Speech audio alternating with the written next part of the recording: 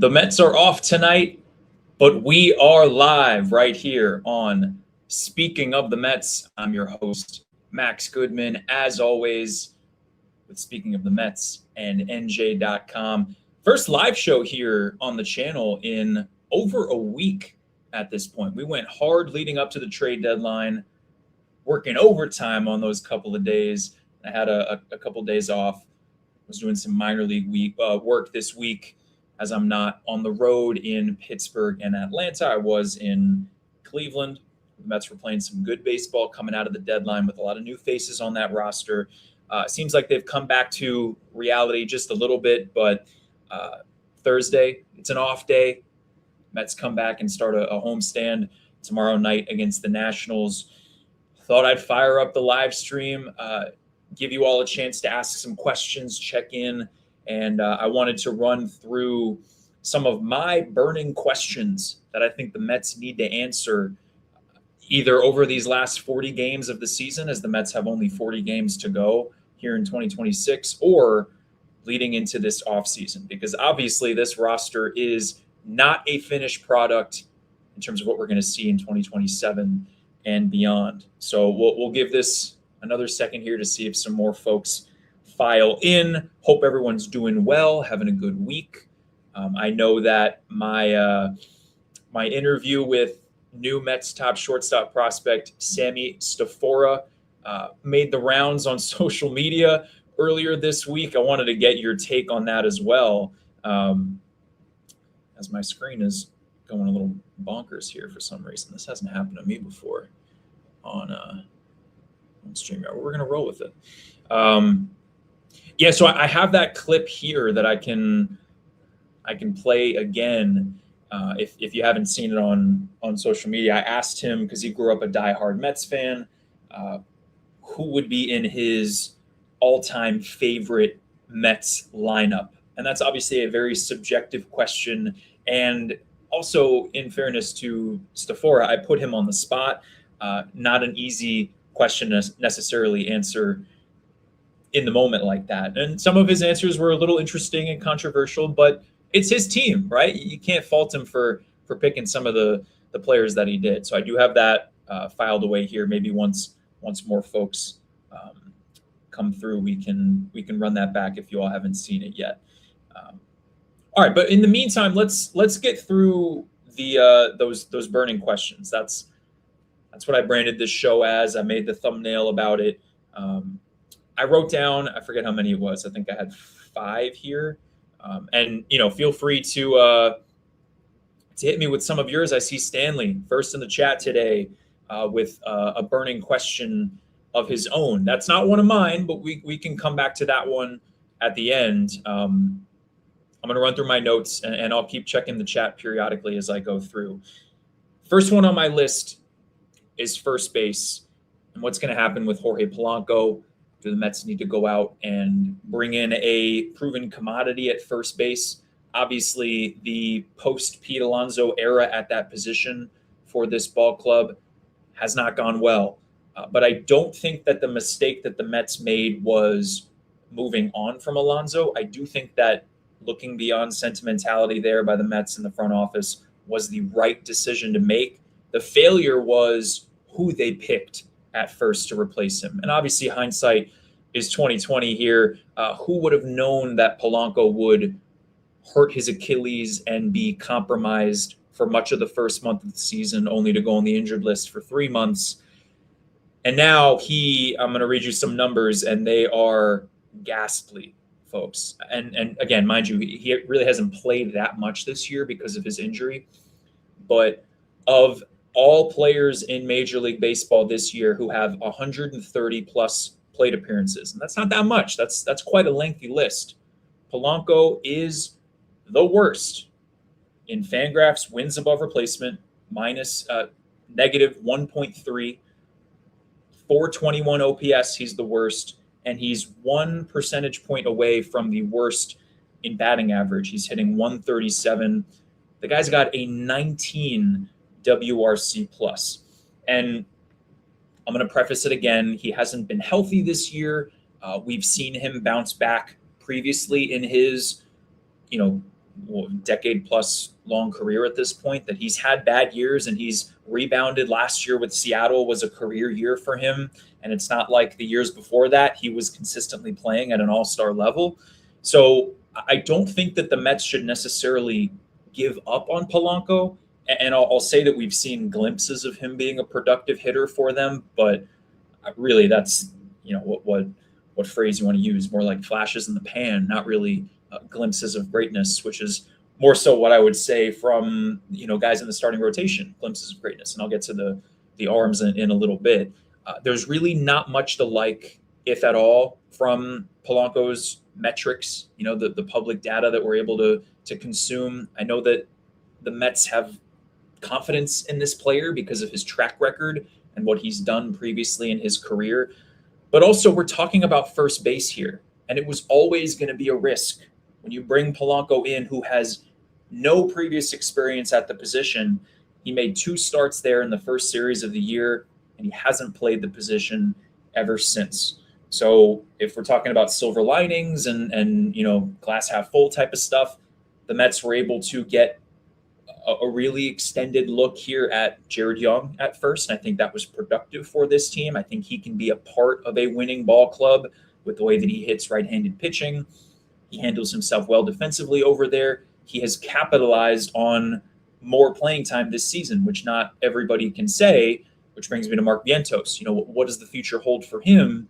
Because he had a lengthy runway of playing time that wasn't guaranteed to him going into this season. Remember in spring training, we were talking about how does he fit in? How is he going to get at bats? He had quite a few this year. And other than some, I'll use it again, flashes in the pan, he was a liability at first and really didn't produce well enough on offense to garner more reps. Obviously, he's been on the injured list now for quite some time. I think the bottom line here, and we're asking questions, but in terms of thinking of answers, I'd imagine that the Mets opening day first baseman next year is someone that's not in the organization right now. And I'm going to get ahead of myself because I want to talk about prospects later in this list of questions in terms of who's going to impact the ball club in 2027. It's a perfect opportunity here. It didn't work out this way, but if Ryan Clifford was having a better season, he would be in position to take that spot going into next year. If he just was able to have a good year in AAA, maybe make his debut around this time, and gather some momentum against big league pitching to go into the offseason, have a good offseason, and he could have been in contention to break camp with the club, just like, that's a bad example comparing to Carson Bench because Bench didn't debut last year, but Clifford has not done enough in the minors.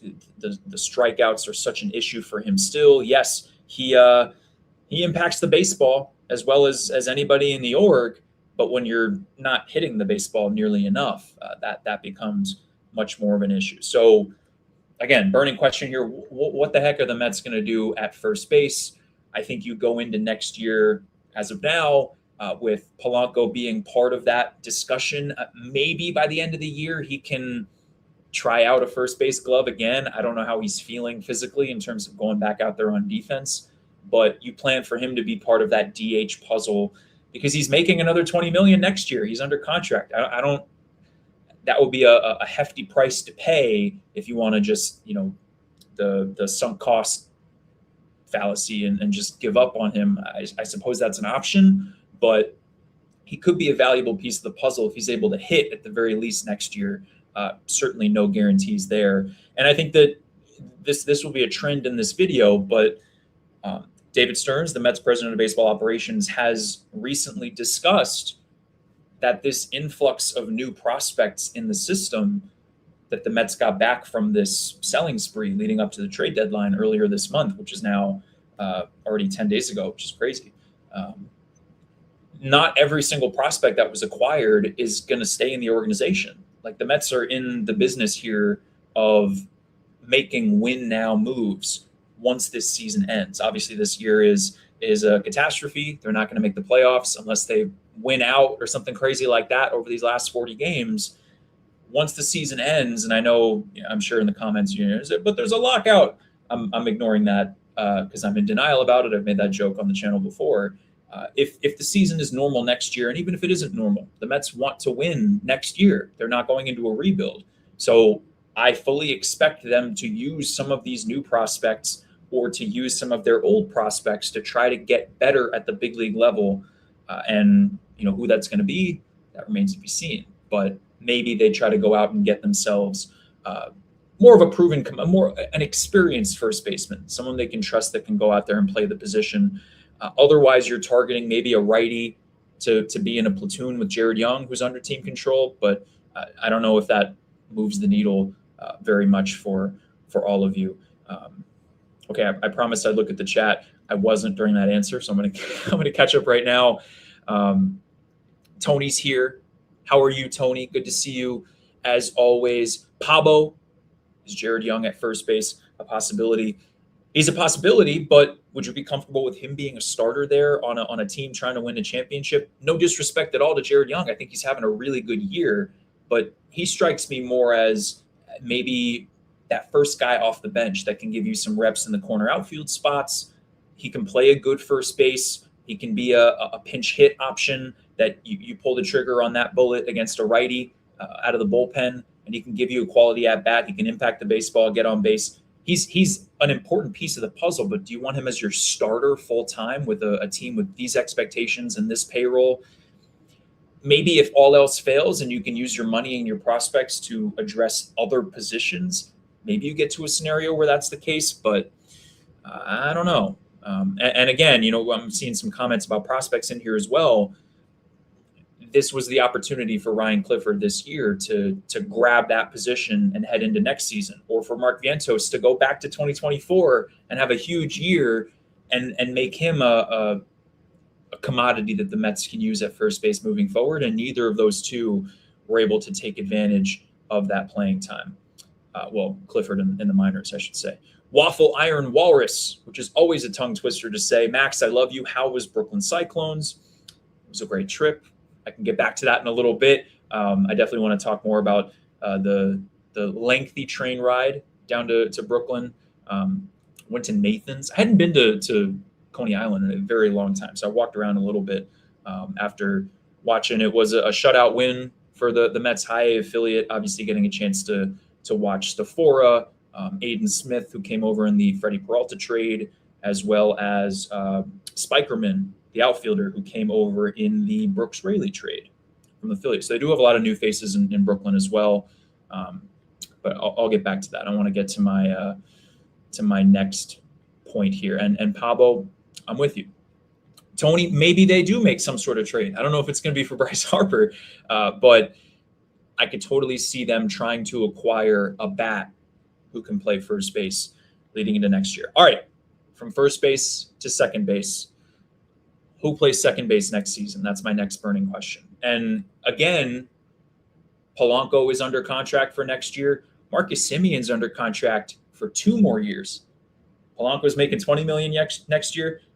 Marcus Semion's making 24 each of the next 2 years. So when you talk about giving up on a player, cutting ties, and eating money, that's $48 million if the Mets are going to move on from that player this offseason, which I don't really expect. That would be a hefty price to pay. And I think it's relevant to bring up the injury that Semien had. And I know we're not in the business of making excuses. We just went through that with Polanco as well. But Semien was trying to play through the hip injury that he had for a while. And I do think that has a role in his significant drop-off in defensive metrics, like his range. He's known as an elite defender. That's part of the reason why the Mets were comfortable acquiring him in exchange for Brandon Nimmo. And we can see how that trade ages in years to come, because remember that Nimmo's under contract for more years than Semien. So part of that calculus was, if things don't work out, you're opening up the outfield for the kids who are coming up. If the Mets still had Nimmo this year, Benj and Ewing probably aren't both on the roster, if not either of them. And there would be other moves that were made if Nimmo was part of that's a weird hypothetical we don't have to get into. But Nimmo's under contract for more years. Semien, albeit 2 more years and 3 going into this season. It's a shorter deal. But obviously, this is an aging player. We saw the decline over the last few years with the Rangers. And now this year, there are more concerning trends. And I ran through some of the numbers with Polanco. Simeon is among the worst everyday regular position players in the league. And I'm using 400 plus plate appearances as the qualifier here because he did miss some time on the injured list. Simeon is fourth to last in OPS. He has a 625 OPS. Fourth to last in batting average. He's hitting 210 this year. And fifth to last in WRC plus, 76, where 100 is considered league average.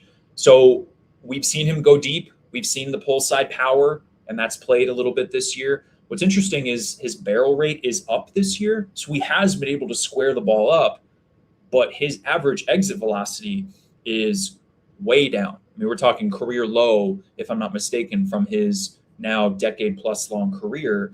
And that's not what you want out of someone who's getting older, because you figure that that's going to get even worse as the years continue to go by.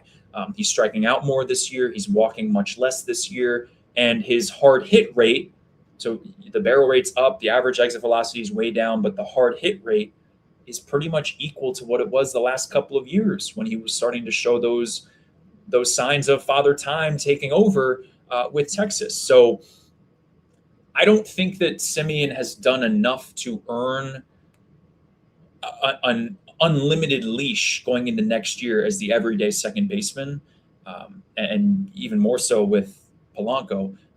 Again, in fairness to Simeon, he was trying to gut it out with that injury that he had, and that's not, same thing with Polanco, that's not an easy injury to play with. And guys are dealing with bumps and bruises throughout the season, veterans, young players, you name it. But in this case, at a certain point, he realized that it was impacting his performance. He couldn't do it anymore. And so he went to it was right around that doubleheader, the disaster against the Cubs. As I was talking to Simeon about this in Cleveland last week. And he also pointed out that, I have this in my notes, the hip injury is connected to the broken foot that he had last year. So there are issues, he said, up the chain. And as much as he is now working with trainers and he's feeling better with the hip after coming back, that's also a concern with a player who is, deep into his 30s now. I will say also, I talked to Jeff Albert, the Mets hitting director, on both Polanco and Simeon. And when he was talking about Simeon, there was a lot of encouragement from Albert about what he saw from Simeon before the injury and then what he's seen from him since then when it comes to like underlying metrics and the way that he's making contact. I didn't see that much in terms of my look at his numbers and metrics in the minutes leading up to this live show tonight. We'll see if he can finish the year strong. I think that's how he can show the Mets that he's deserving of a longer leash going into next year. But again, we're going to get ahead of ourselves with prospects. Can Mitch Voit, who's been on an absolute tear in Double-A, or can Jefferson Rojas, the new number one prospect in the Mets system from the Clay Holmes trade, and Tyrone Taylor coming over from the Cubs? He is the lone top 100 prospect in the Mets system. Both of those guys play second base at least a little bit. Can either of them put themselves in a position to where early on next year they're on the cusp of a call-up and can maybe snag that spot from Simeon? Or, and I didn't put Brett Beatty as his own standalone question here, but what does the future hold for him? He showed at the end of last year that he can play a little bit of second base, and he hasn't either really done enough to prove that he's deserving of an everyday role with the Mets. I think the redeeming quality with Beatty is still the upside, but also the defensive versatility. And I can see him starting next year on the bench for the Mets.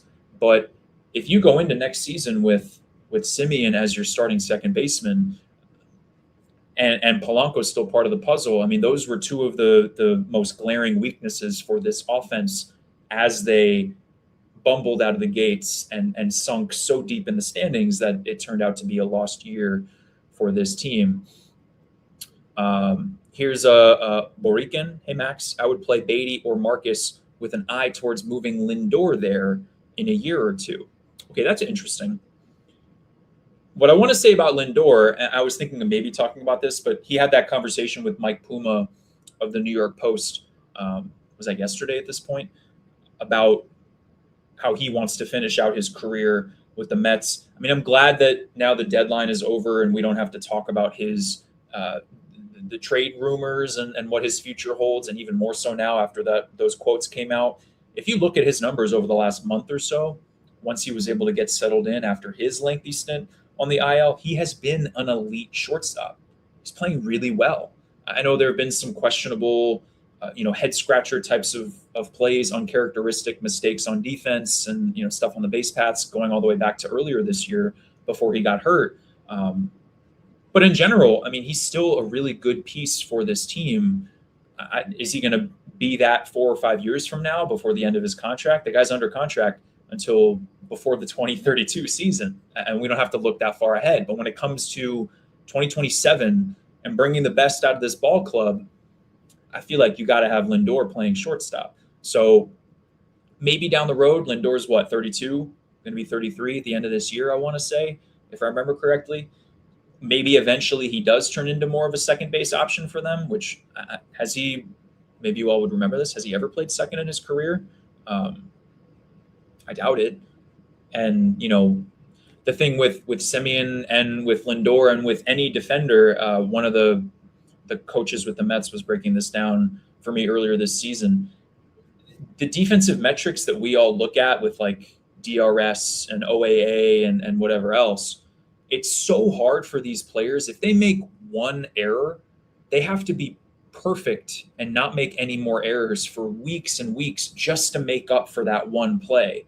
And I think that maybe is where those metrics are flawed to an extent. And then you could start to get into, oh, well, he made more errors, but his range was better. So he was getting to more balls deeper in the hole if he's on the infield, or he dropped the ball in the gap in the outfield, but just the fact that he got there is a testament to his range, or whatever. I'm going on a tangent. Simeon's defense has taken a step back this year. Lindor was not having the best year and certainly has dealt with quite a few injuries this year, going back to the elbow surgery this past offseason, the hamate bone that ruined spring training for him, and then the calf strain that kept him out for a couple of months earlier this year. So he's another player that can certainly build some more momentum at the end of this season. And yeah, I appreciate the comment. I do wonder how much longer he can stay at shortstop, because that's obviously not a spot where you see someone who's 35, 36 still playing that position. But when we're talking about contending in 2027, which is the purpose of these, burning questions about what's going to happen with the roster, I think we're going to see Lindor be the full-time starter for sure at shortstop, at least for next year. But second base is up for grabs, I think. And would that be a spot that they could bring somebody in from outside the organization? I don't know, but it would be a disaster to have to eat $48 million for the rest of Marcus Semien's contract. If he stinks it up the rest of the year and the Mets want to just cut their losses, certainly Steve Cohen can afford something like that, I guess. It's hard for us to really comprehend how much money that is. And forget the Brandon Nimmo trade. It happened already. We're just talking about someone who has 2 more years of team control and is showing signs of decline. There was another comment I scrolled by a couple seconds ago. Yeah, from Waffle. Marcus Semien has been 3 years below average WRC. So, I mean, he's been showing signs of decline. That was the big takeaway when the Mets made the Nimmo trade. It's like, wait, why do they think that Semien's going to suddenly bounce back? Maybe they saw something. Maybe they thought that they could bring the best out of him. But the redeeming quality was the defense, and he's taken a step back in large part, I think, because of the injuries there that he dealt with. The hip flexor that kept him out. What was like a month or so that he was out, I want to say. All right. One more comment because Rich is here. Sorry if it was asked before, but what do you think will happen to Vientos and Beatty? Traded, kept. I didn't really talk specifically about them. We alluded to them earlier. Honestly, they probably should be their own question here, like what happens with the baby Mets. You could throw Ronnie Mauricio in that same discussion. I think Francisco Alvarez has distinguished himself from that group because he does have the offensive production at a premium position at catcher that teams would covet. And there never really were that many high-profile catching trades after we talked about that for weeks and weeks leading up to the deadline. I'm so curious. I take that back. Adley Rutschman was moved. I know Hicks was moved as well. I'm so curious what maybe the Mets turned down for an Alvarez. They could have gotten a king's ransom for him for sure. I promised Stanley I'd go back to the very first question and comment on the show. Will the Mets trade Alvy this offseason? I doubt it. I mean, they really could have capitalized on the value there, and that, in a seller's market with so many teams looking for catching, if they really wanted to move him. But the Mets have a good thing behind the plate in terms of the defensive Terrens, who actually has been swinging it a little bit this summer. Mind you, it's a low bar. He's the backup. They don't need him to hit 300 with a 950 OPS. Like he has his clutch moments. He handles the pitching staff. He handles the running game. He frames behind the plate, does ABS really well. He's good in his role, and he's under contract for 2 more years after the extension that he signed. And then Alvarez can be infuriating to watch, I know, with some of the swing decisions and the ABS decisions that he makes sometimes, swinging out of his shoes. But he's a lot better offensively than a whole lot of starting catchers in this league. And so the Mets do have a good thing there compared to what other teams are dealing with. Okay, next burning question. We talked about first base. We talked about second base. Now let's talk about the rotation. The Mets have potentially something special that they're building here with Nolan McClain, Christian Scott, and now Zach Thornton has distinguished himself. I think so far he's already shown that he's deserving of a look for next year's rotation, but he's certainly another player that needs to perform well down the stretch in order to go into spring training next year and be in a position to make the big league club and everything. I mean, if the Mets were to go out and acquire better starters, like top shelf, like a new number 1 and a new number 2, maybe Thornton's a guy who, he has options. You send him down to AAA to start the year, and he's suddenly your swing guy, kind of like what Tobias Myers might be again next year, or what he was this year. I know they had him in the bullpen to start the year, but he has starting experience. He's been starting in AAA. So you also factor in the really impressive resurgence that Sean Manaea has had this year, and he's making a lot of money for next year. He's under contract. So they have 4 starters that are locked in at this point, where we stand right now on August 13th for next year's rotation. Obviously, that's always subject to change. And obviously, the Mets continue to show us, so many teams every year show us that these clubs need not just 5 starting pitchers, maybe not even 8. Like, you need a whole lot of starters to get you through a full season and handle the inherent injury risk of starting pitchers. This is part of the discussion with Tarek Skubal, because we're going to talk about Skubal here. He's the best on the market, arguably the best on the planet.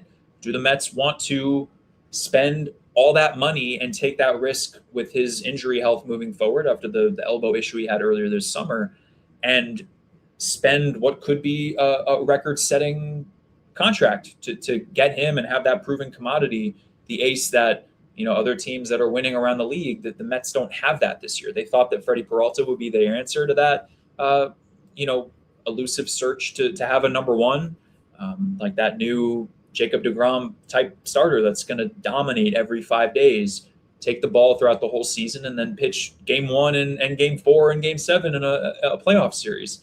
That would be Skubal. He's been back-to-back Cy Young Award winner with the Tigers. Now he's on the Dodgers, obviously. We'll see how that works for LA down the stretch and into the playoffs. Obviously, the Dodgers have the inside track to retain Skubal going into next year because he will be a free agent. He's going to make a lot of money. You have to think that he's going to like it there, especially if they win. But we can never rule out the Mets when it comes to a free agent who's going to make a lot of money just because of how deep Steve Cohen's pockets are. Maybe this is a situation, I've said this before on this channel, where Cohen steps in and says to David Stearns, I know you don't like signing pitchers to this big of a deal, but I don't care what the repercussions are in terms of luxury tax penalties. Obviously, it'd be hard to swing a deal like this if there's a salary cap, but that would be a surprise if that were to happen.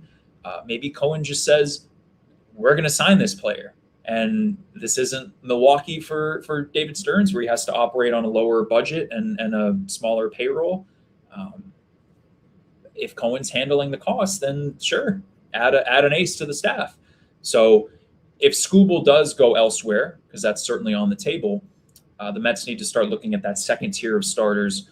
They need to explore trades. The bottom line here is that the rotation isn't a sure thing going into next year in terms of 5 or 6 starters. There's work to do there, and let's remember that two things. At the deadline, when David Stearns spoke to reporters after it was pencils down at 6 p.m. or whatever time it was, he acknowledged that the Mets explored trades like what the Blue Jays did, where they got Soriano from the Angels, a controllable starting pitcher, while they were also selling off a lot of their veteran valuable pieces. So the Mets were open to adding a pitcher who would have been under team control for 2027 and beyond. They just never matched up with anybody there. Also, I asked Stearns in July, a couple weeks before the deadline, how he feels about the long-term status of his rotation. And my question was in terms of this conversation, like how he feels about the rotation going into next year. And he alluded to, some prospects having a bumpy season this year. I'm sure he's talking about Jonah Tong, Jack Wenninger. We can talk about them a little bit more in a moment. But he finished that quote by saying the rotation is probably also an area where we're going to have to look to supplement as we head into 2027. So this is multiple acknowledgments that the Mets are going to go out and add starting pitching. That's what contenders do, unless they're like the Mariners and they're just overflowing with really good, homegrown, talented, controllable starters.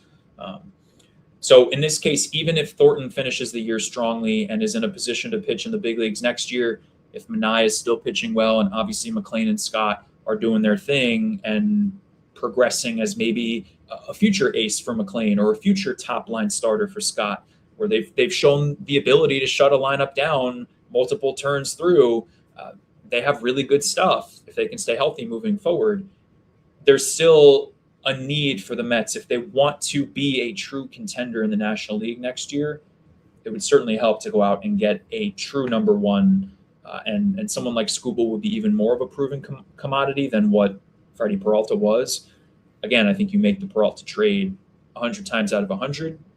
No one could have anticipated he would be that much of a disaster in a Mets uniform. And we'll see how the 3 prospects the Mets got back from Tampa will turn out there. And if Freddie ends up pitching well with the Rays too, that's a storyline to follow.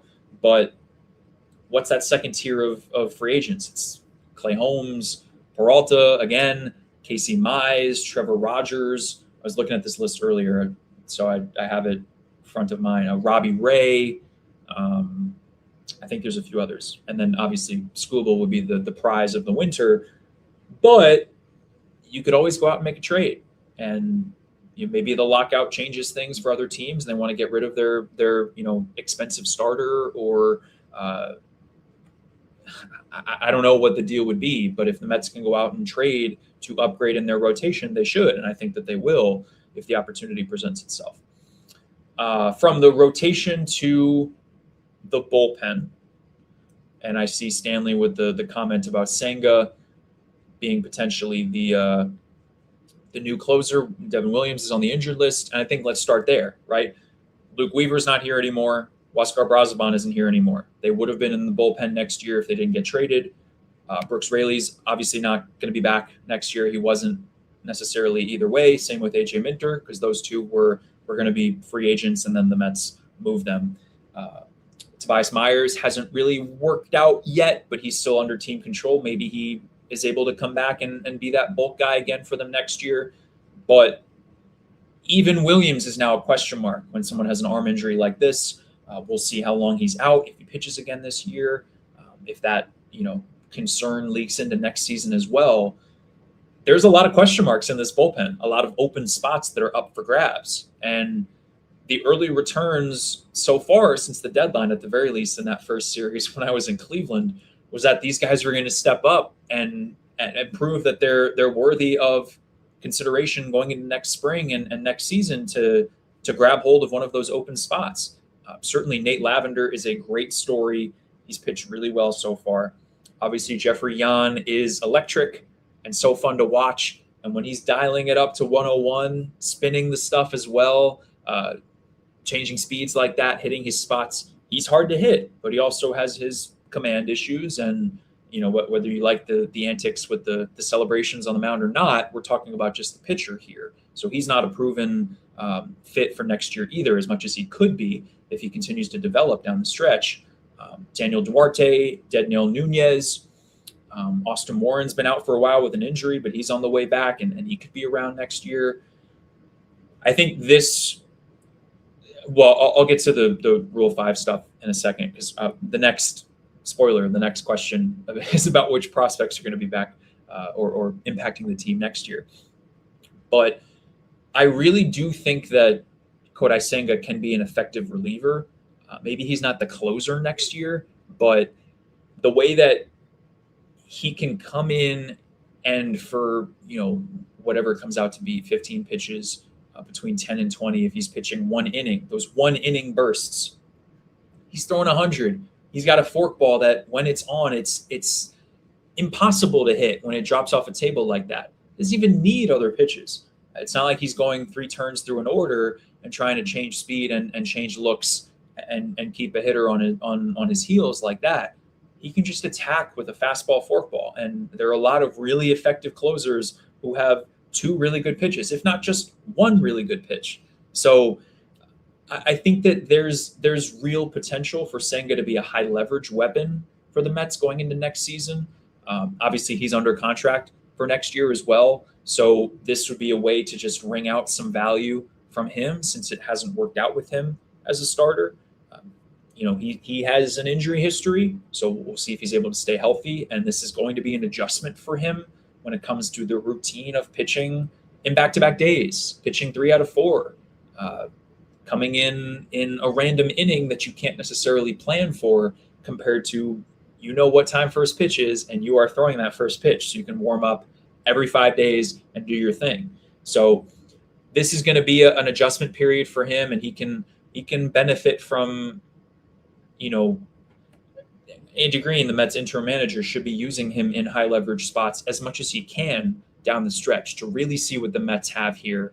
Maybe he ends up being a weapon for them. But obviously the Mets are going to need to spend money. They're going to need to make deals to upgrade this bullpen and bolster that part of their roster heading into next season, in large part because of the moves that they made at the deadline, but also just, there's always attrition there. There are other guys coming back from injury that I didn't mention earlier. McGill, Reed. I know I said Dedniel Nunez, who's back from Tommy John. So if anything, I think Nate Lavender is the story to watch there because of how well he's pitched so far. And it's a very small sample, but he's a lefty. He's striking guys out. He has good stuff. Someone to watch there. And then, briefly getting into the prospects, which I want to get into more here.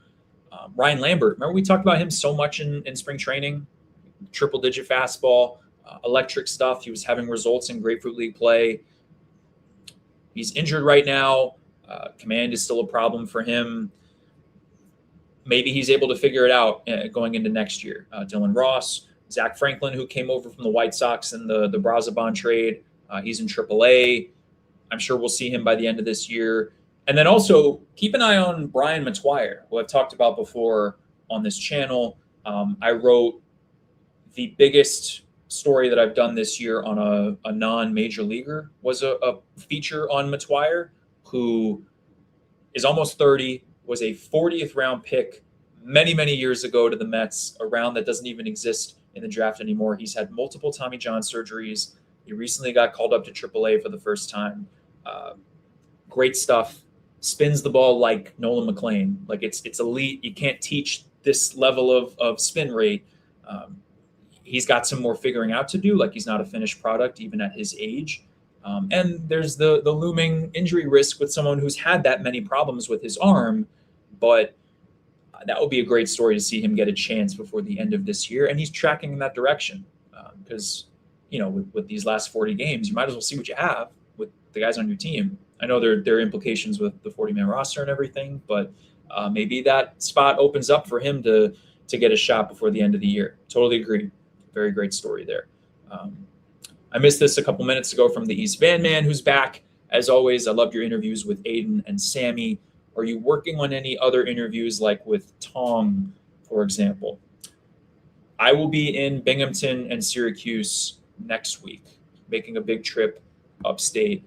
So stay tuned for quite a few on-camera interviews. We have them on the way just a couple of days from now. I'll pose the question to you before we finish up this burning questions exercise. Other than Jonah Tong, who are some of the other players in Binghamton and Syracuse that you all would want to hear from? And maybe I'll ask this question again in a couple of days when I'm actually going up there on social media to see. Obviously, no guarantees. I got to make sure that these guys are available and healthy at that moment and can sit down with me pregame. And I'm very gracious for Stafora and Smith to give me their time in Brooklyn the other day. But let me know. I'll keep that question open for a couple of seconds here. I know, like I said earlier, Mitch Voigt has been on an absolute tear. Jefferson Rojas is the new number one prospect in the system. They're both in Binghamton. Billy Amick has been hitting home run after home run. He's in Double-A. The return for Minter from the Twins. A little surprised to not see him on the top 30 prospect list that MLB Pipeline came out with today. Or I'm sure they did it in recent days, but it was produced today, published today. Any prospect in the top 10, if you can get him, says the East Van Man. So, yeah, there's a lot of stories to be told there. Tong and Wenninger are up in Syracuse. Jonathan Santucci is someone I haven't written about yet. He's a name to know. He's on the climb in terms of prospect rankings, and also now he's in AAA, and he's doing really big things. Another lefty homegrown starter with a lot of potential. And then from Stanley, some of the new prospects. So who else besides Rojas? I already hit on a couple of them. I'm going to pull up the list to refresh my memory here. Emilien Pitre, who came over from the Peralta trade as well. If you haven't watched the Aiden Smith interview from Brooklyn, I asked Smith about Gary Gill-Hill and Emilien Pitre. Pitre has this incredible hit tool, puts the ball in play like nobody else, never strikes out. So there's an attractive player profile there. He's a middle infielder as well. So I guess I should have brought him up as also when it comes to second base, Voigt, Rojas, but also him. Maybe he can distinguish himself as an option for next year moving forward. Gabe Davis, the 6'9", fireballer that came over in the Brazaban trade from the White Sox. That's all that's standing out to me. That's the beauty of covering farm systems is every prospect has a story. So there are some, guys who were in indie ball and undrafted players, lower level drafted players, not high prospects who are having great years. They deserve a chance to be in the spotlight as well. So I'll do my due diligence and research. I promise that to all of you leading up to that trip. And we'll have a lot of interviews on the way. Santucci for sure, Borican. From Pabo, it was great seeing Kodai grinning as Benj forgetfully tossed the last out ball for his first save into the stands. I saw that. Seems like the first smile we've seen from him in years, and nice to see he has a good attitude about it. Yes, and he was able to get the ball back. It looked like the Mets shared an update on social media with the family that got the ball from Benj. Very silly moment. And cool for Senga, right? Because he's been injured a lot these last few years. He's been pitching really poorly. So, like you said, we're starting to see that personality again. That this is before I started covering the team, but when he was almost the rookie of the year in 2023, pitching extraordinarily well, winning heals all. And when he was pitching well that year, there was a lot to talk about with how good he was and what his upside would be, what he could do for the rest of his career. There haven't been as many smiles, certainly in his post-game pressers with us this summer. So that was a nice moment for him as well. Okay, so speaking of prospects, let's do the last burning question from this I've stretched this out for almost an hour at this point, all these burning questions. So clearly there's a lot to talk about for next year's roster. Which prospects will we see next season in Queens? Some of them have an ETA that's in 2027. Some of them don't. Some of them are highly ranked. But AJ Ewing is the perfect example of a player who wasn't considered a top 10, top 5 prospect necessarily, and skyrocketed through the system and only played a dozen games in AAA and got there really quickly. So we can't rule out someone who's in AA right now or even high A right now making their debut next year and impacting the ball club. You take a big step forward in the offseason, maybe with the fact that there's the impending work stoppage and lockout, that some of these guys can continue playing in the minor leagues and get themselves ready to go for a call up when the league stoppage unfreezes and everyone gets back to normal. So when it comes to which prospects we'll see next year, one of them is a definite slam dunk to me, and that's Nick Morabito, who got unlucky in a sense that the Mets didn't trade Luis Robert Jr. because that would have been an opportunity for Morabito to get called up and have extended playing time. He did get called up once earlier this season, but that didn't go according to plan in terms of his results, and the Mets promptly sent him back down. That's a situation where you don't call him up unless there's a chance for him to play, because you want to see what you have there and have him continue to develop. Robert's going to be gone at the end of this season. I think that's probably what's going to happen, certainly what I would expect. So with Soto healthy eventually and heading into next year, certainly you've got your outfield full. But Morabito can be your new Tyrone Taylor and be your fourth outfielder, your pinch runner, your defensive sub late in games. That's where his skill set can really benefit this team. And certainly the upside would be that he could be an everyday player. But I haven't checked his numbers in AAA in a while. I think he was playing better of late, and there's still some pop in there, even for a smaller, fleet-footed outfielder. But I think we'll see him a lot next year. Tong and Wenninger are one call away. Obviously, we've seen Tong before at the big league level. Wenninger earlier this season, I thought he was guaranteed to get called up within the first couple of months of the year. But Thornton really, maybe leapfrogged him on that depth chart and turned out to get that opportunity when it did present itself. He has struggled in AAA. Certainly Tong has struggled as well. What are they going to do going into this offseason to get themselves ready to handle big league hitters? Because if they're struggling to handle AAA hitters consistently, that's a concern.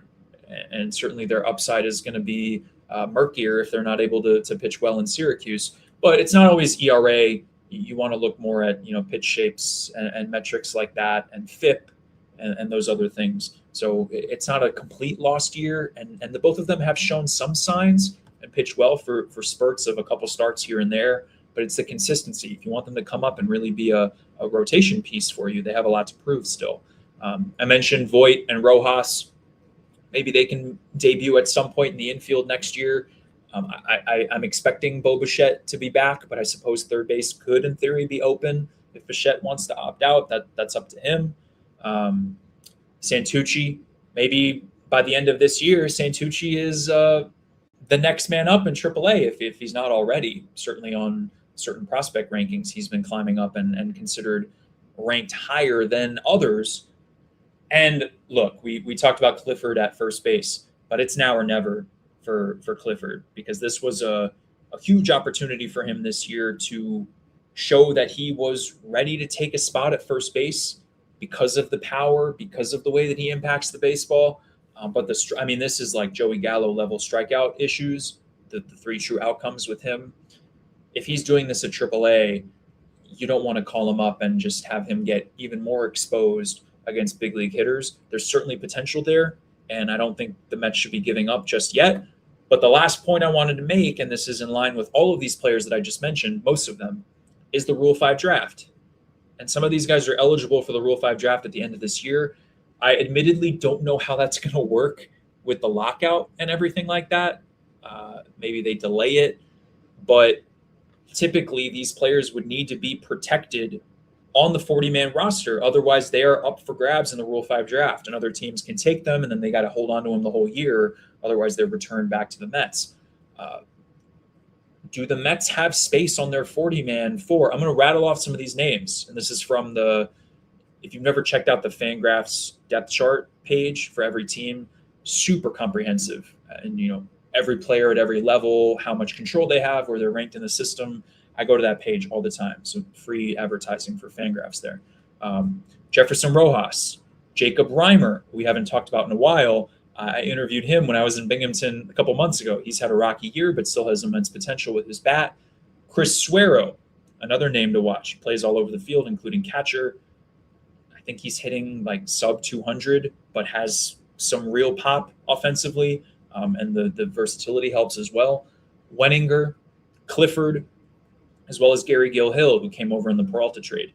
So this was the discussion last year with Morabito, right, which predates me on the beat, but the Mets put him on the 40-man to protect him, and then he ended up making his debut the next year. The issue with holding on to them on the 40-man is it takes up a spot that you can't use for somebody else. And I think that this comment from Pablo, and I'll get to Joe in a second because I see it and it's making me smile. Hypothetically, could the Mets demote Benj, Ewing, and others so they can play and continue to develop during the lockout? Think about this from the Rule 5 guy standpoint. At the end of the season, these players need to be on the 40-man. Otherwise, they would historically be exposed to the Rule 5 draft in the offseason. So for someone like Jefferson Rojas, who's in AA, he's your top prospect. Obviously, you're going to protect him. But that means because he's on the 40-man that he can't participate in the minor leagues. And unless I'm misunderstanding this, and maybe there are more stories to be written about this down the stretch because it's going to be an important narrative to be following once the work stoppage does happen in December. If I'm not mistaken, if you're on the 40-man, it doesn't matter if you're optioned or not.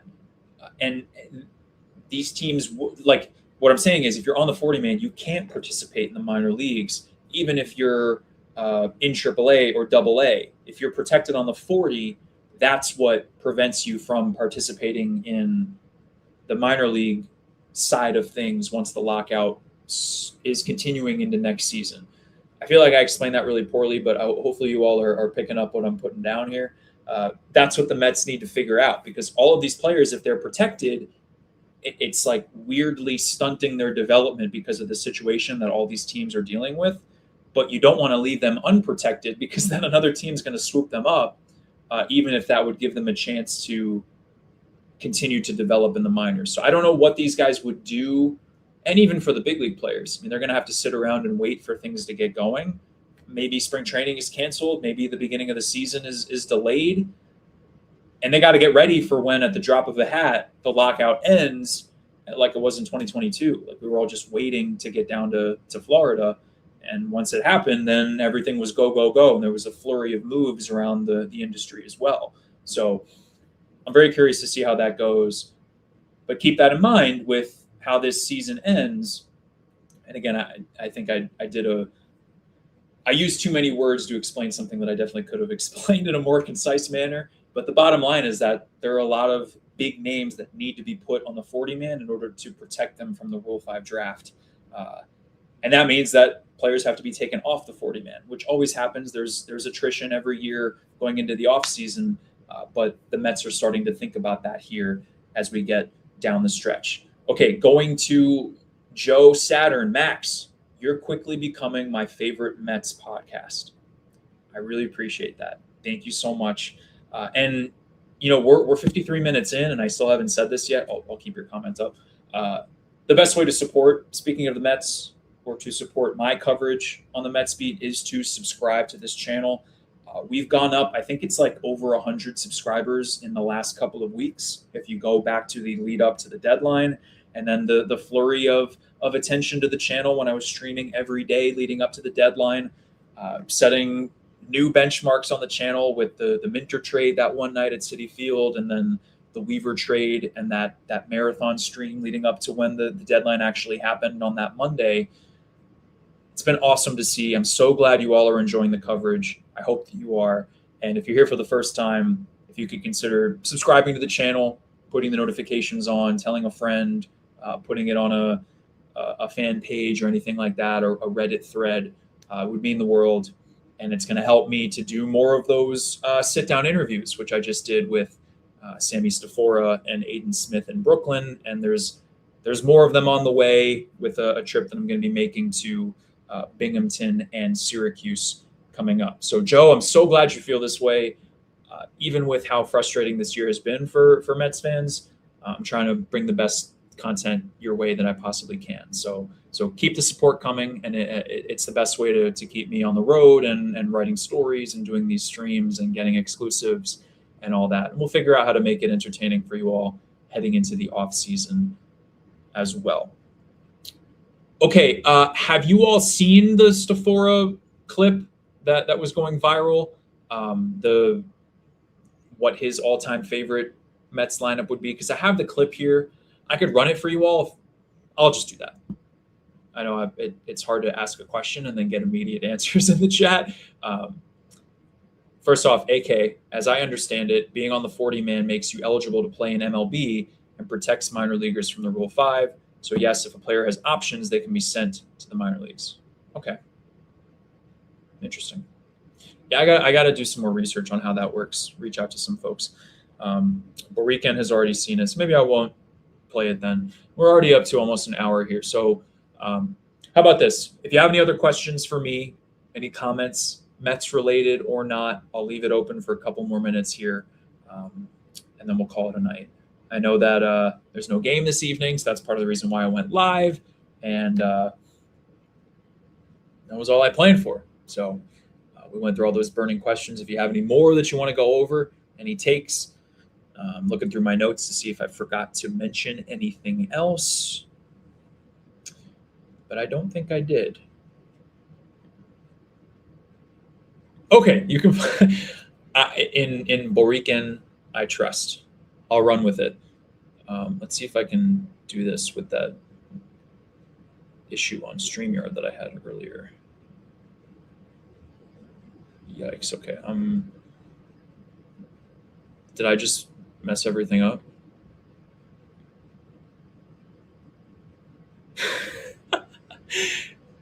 Okay, I haven't done this before on StreamYard. This is my friend next to me who is a faceless guest who's not actually here on the channel right now. I've been really good up to this point. I think we've done like 60 live shows. I haven't had any issues with tech stuff, so I'm pretty proud of that. Let's try this. I want to play a little bit. Okay. Pausing it, and then how do I change? There we go. How about that? Okay, I'm gonna play the clip now. Yeah. I wanted to play a little bit of a game. I haven't done this with anyone on this channel, but since you were and are a Met fan, I wanted you to build your all-time Sammy Stafora lineup. And that's not necessarily the best at every position, just your favorite. So, it could be Jacob deGrom on the mound, but it could also be Bartolo Colon, whoever you want. Yeah, we'll do favorites. All right, so run through it, however order you want to go. All right, we're gonna go Nimmo in center field, Brandon Nimmo in center field. We're gonna go AJ Ewing left field because that's my boy. Yeah.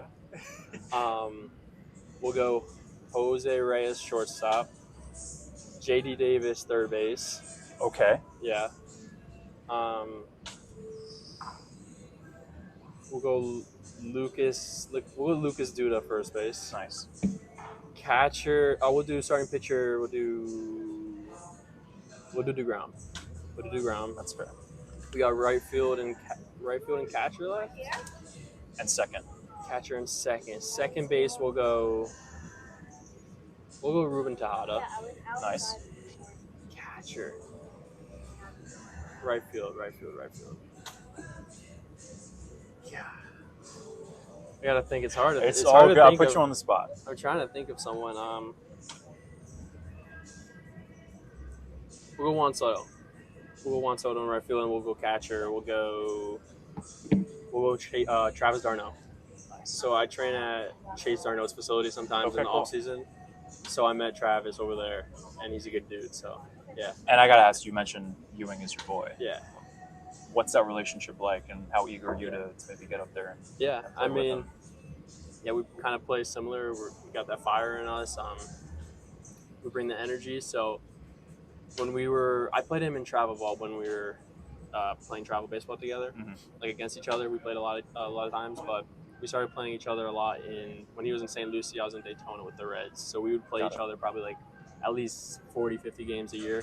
At least that's what it felt like. At least we'd Yeah, always yeah. get breakfast at first, watching stuff like that, and we just became boys since that. And now he's in the big leagues, and I'm just grinding my way over there, and hopefully I'll be there soon. So that was a fun segment. I had been thinking of what to ask Stafora about his Mets fandom. He's a diehard. He had his childhood bedroom painted orange. His mom was sending him all these photos of him in Mets gear when he was a kid, and he told me that he keeps getting these Snapchat memory notifications on his phone, and then it's like him videoing a Mets walk-off win from 7 or 8 years ago.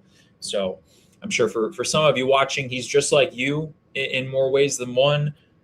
But I know some people were up in arms, or at least curious about what led to some of those answers. And my biggest regret about that interview is why I didn't follow up with him about JD Davis at third base.